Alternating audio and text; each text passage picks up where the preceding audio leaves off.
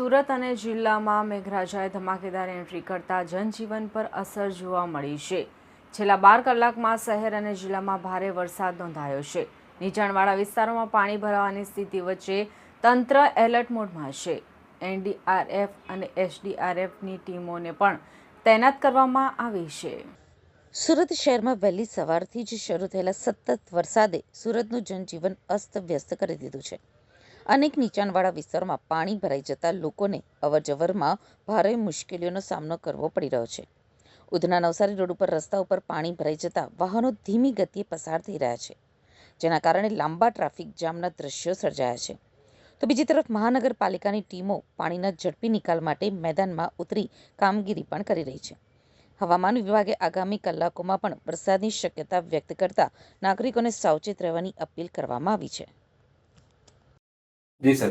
21 જુલાઈ બપોરના 1 કલાક આજે સવારથી અને ગઈકાલે સુરત જિલ્લામાં સમગ્ર જગ્યાએ વરસાદ વરસી રહ્યો છે. સવારે 6 વાગ્યાથી અત્યાર સુધી 34 mm જેટલો વરસાદ છે અને સિઝનનો વરસાદ 833 mm જેટલો થઈ ગયો છે. ભારતીય હવામાન વિભાગ 7 દિવસ માટેનું ફોરકાસ્ટ પ્રસારિત કરે છે અને આગામી 3 કલાક માટેનું નાવકાસ્ટ પ્રસારિત કરે છે.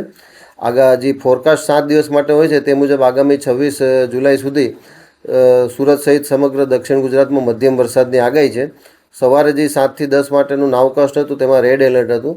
10 થી 1 સુધીનું નાવકાસ્ટ હતું તે મુજબ યલો એલર્ટ હતું અને વરસાદ પણ વરસી રહ્યો છે. વરસાદના કારણે અમુક જગ્યાએ પાણી ભરાવાના પ્રશ્નો થાય છે, પણ પ્રશાસન દ્વારા તરત તેનો નિકાલ કરવામાં આવી રહ્યો છે. હાલમાં તમામ નદી, ડેમ, જળાશય ભયજનક સ્થિતિથી નીચે છે અને તમામ લાઇન ડિપાર્ટમેન્ટ, જિલ્લા તાલુકા કક્ષાના કંટ્રોલ રૂમ 24/7 ચાલુ છે. સુરત મહાનગરપાલિકા, નગરપાલિકાઓના ફાયર કંટ્રોલ જે સર્ચ એન્ડ રેસ્ક્યુ ટીમ છે તે ખડે પગે છે. એક એનડીઆરએફની ટીમ ઓલપાડમાં ડિપ્લોય છે, એક એસડીઆરએફની ટીમ માંગરોળમાં ડિપ્લોય છે. વધુ ટીમની જરૂર પડશે તો માંગણી કરવામાં આવશે. હાલમાં સામાન્ય વરસાદ છે. ગત જે પૂરની પરિસ્થિતિ ઊભી થઈ હતી તે અસાધારણ વરસાદ એમાં કારણભૂત હતો. છેલ્લા 10 વર્ષનો હાઈએસ્ટ વરસાદ હતો આ એક દિવસનો. હાલમાં એવો વરસાદ નથી, સામાન્ય વરસાદ છે અને પરિસ્થિતિ પણ સામાન્ય છે.